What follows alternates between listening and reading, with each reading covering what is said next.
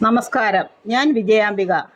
ഞാനിന്നിവിടെ പറയാൻ പോകുന്നത് 12ാം ഭാവത്തിൻ്റെ അധിപൻ ഓരോ ഭാവത്തിലും നിന്നാലുള്ള ഫലം പറയുന്നതിനും അധിപന്മാരെ പരിചയപ്പെടുത്തുന്നതിനും വേണ്ടിയാണ്.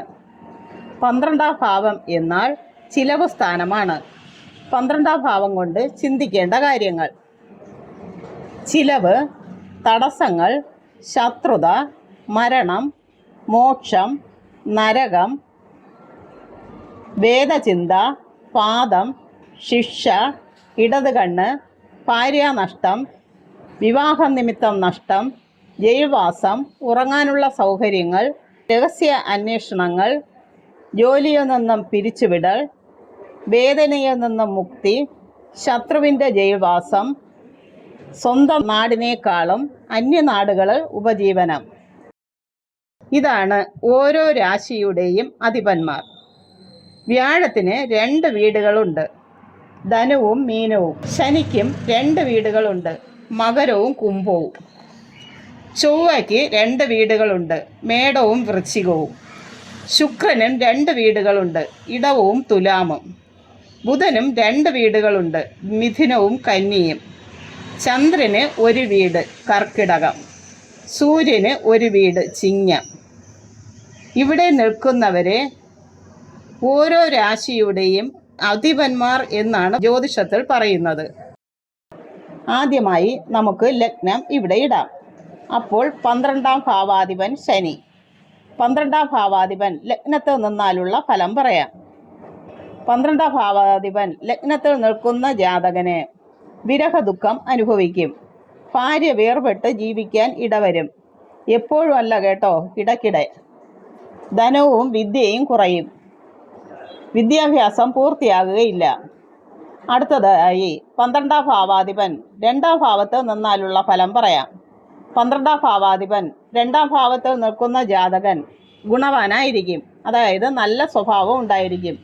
ആരോടും സൗമ്യമായി സംസാരിക്കും. ധർമ്മനിഷ്ഠനുമായിരിക്കും. അടുത്തതായി 12ാം ഭാവാധിപൻ 3ാം ഭാവത്തിൽ നിന്നാലുള്ള ഫലം പറയാം. 12ാം ഭാവാധിപൻ 3ാം ഭാവത്തിൽ നിൽക്കുന്ന ജാതകൻ തനി സ്വാർത്ഥനായിരിക്കും. ബന്ധുജനങ്ങളെ സദാ ദുഷിക്കും.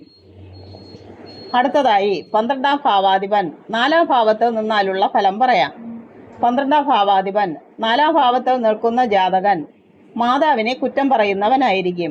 ധനനാശത്തിന് ഇടയുണ്ട്.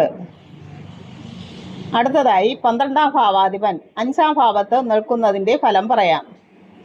12ാം ഭാവാധിപൻ 5ാം ഭാവത്തിൽ നിൽക്കുന്ന ജാതകന് ധനവരവിനും പ്രവൃത്തിക്കും മനോധൈര്യത്തിനും വിഘ്നം ഉണ്ടാകും. സുഖം കുറഞ്ഞിരിക്കും. അടുത്തതായി 12ാം ഭാവാധിപൻ 6ാം ഭാവത്തിൽ നിന്നാലുള്ള ഫലം പറയാം. 12ാം ഭാവാധിപൻ 6ാം ഭാവത്തിൽ നിൽക്കുന്ന ജാതകൻ മാതാവിനെ ദോഷിക്കുന്നവനായിരിക്കും. ധനനാശത്തിന് ഇടയുണ്ട്. അടുത്തതായി 12ാം ഭാവാധിപൻ 7ാം ഭാവത്തിൽ നിന്നാലുള്ള ഫലം പറയാം. 12ാം ഭാവാധിപൻ 7ാം ഭാവത്തിൽ നിൽക്കുന്ന ജാതകന് വിരഹദുഃഖം അനുഭവിക്കും. ഭാര്യയുമായി ഇടയ്ക്കിടെ അകന്ന് കഴിയേണ്ടതായി വരുന്നതാണ്. ധനവും വിദ്യയും കുറയും. വിദ്യാഭ്യാസം പൂർത്തിയാകുകയില്ല. അടുത്തതായി 12ാം ഭാവാധിപൻ 8ാം ഭാവത്തിൽ നിന്നാലുള്ള ഫലം പറയാം. 12ാം ഭാവാധിപൻ 8ാം ഭാവത്തിൽ നിൽക്കുന്ന ജാതകൻ ഗുണവാനായിരിക്കും. എല്ലാവരോടും സൗമ്യമായി സംസാരിക്കും. ധർമ്മനിഷ്ഠനുമായിരിക്കും. 12ാം ഭാവാധിപൻ അഷ്ടമത്തിൽ നിന്നാൽ വിശേഷാൽ ദീർഘായുസിനെ പറയണം. അതായത് ദീർഘായുസ് ഉണ്ടായിരിക്കും.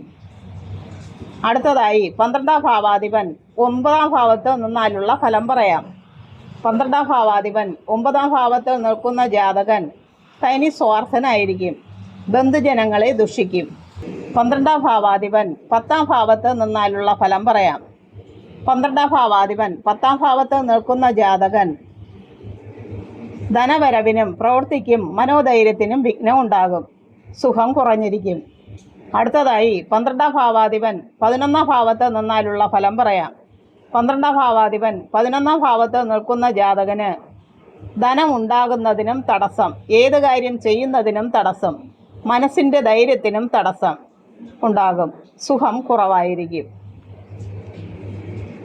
അടുത്തതായി 12ാം ഭാവാധിപൻ 12ാം ഭാവത്തിൽ തന്നെ നിൽക്കുന്നതിൻ്റെ ഫലം പറയാം. ധനവ്യയം കുറഞ്ഞിരിക്കും. നല്ല കാര്യങ്ങൾക്ക് വേണ്ടി ധനം ചിലവാക്കും. പരസ്ത്രീ സക്തനാകും, ദീർഘായുസ്സും ഉണ്ടായിരിക്കും.